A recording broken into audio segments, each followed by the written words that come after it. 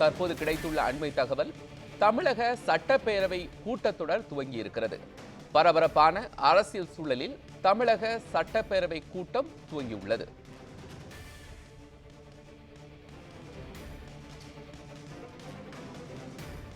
சட்டப்பேரவையின் முன்னாள் உறுப்பினர்கள் மறைவிற்கு இரங்கல் தீர்மானம் வாசிக்கப்படுகிறது. சபாநாயகர் அப்பாவு இரங்கல் தீர்மானத்தை வாசிக்கிறார்.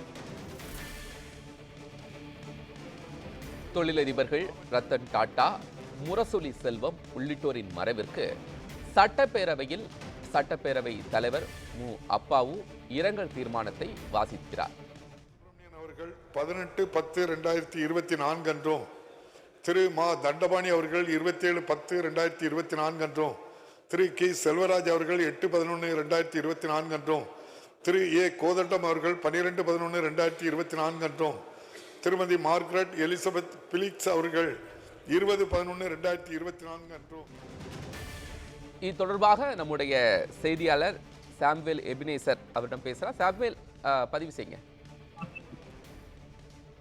கோபால், இன்று தமிழ்நாடு சட்டப்பேரவை துவங்கிய நிலையில் இன்று முதலாவது காலை 9:30 மணி அளவில் தமிழ்நாடு சட்டப்பேரவையானது துவங்கியது. தற்பொழுது முதலாவதாக முன்னாள் உறுப்பினர்கள் மறைவுக்கு இரங்கல் தெரிவிக்கப்பட்டு வருகிறது. இதைத் தொடர்ந்து தமிழ் தேசியம் கூட்டமைப்பின் தலைவர்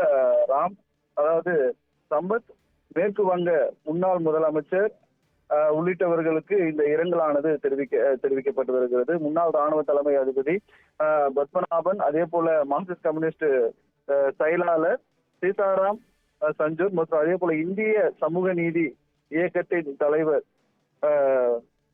உள்ளிட்டவர்களுக்கு, தொழிலதிபர் ரத்தன் டாடா உள்ளிட்டவர்களுக்கு இந்த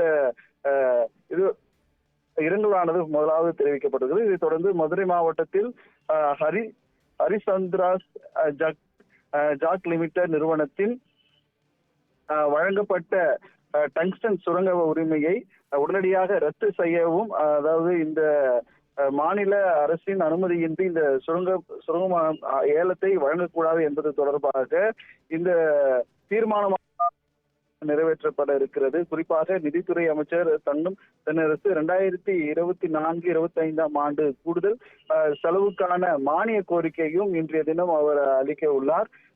அதாவது இன்றைய தினம் இந்த தீர்மானங்கள் அனைத்தும் நிறைவேற்றப்பட இருக்கக்கூடிய சூழலில் தற்பொழுது எதிர்கட்சி தலைவராக இருக்கக்கூடிய எடப்பாடி பழனிசாமி அவர்களும் அவருடைய வருகையும் இருக்கிறது.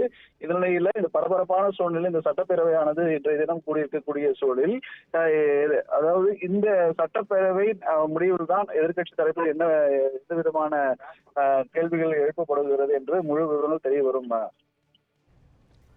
நன்றி சாம்பல் எபினேசர்.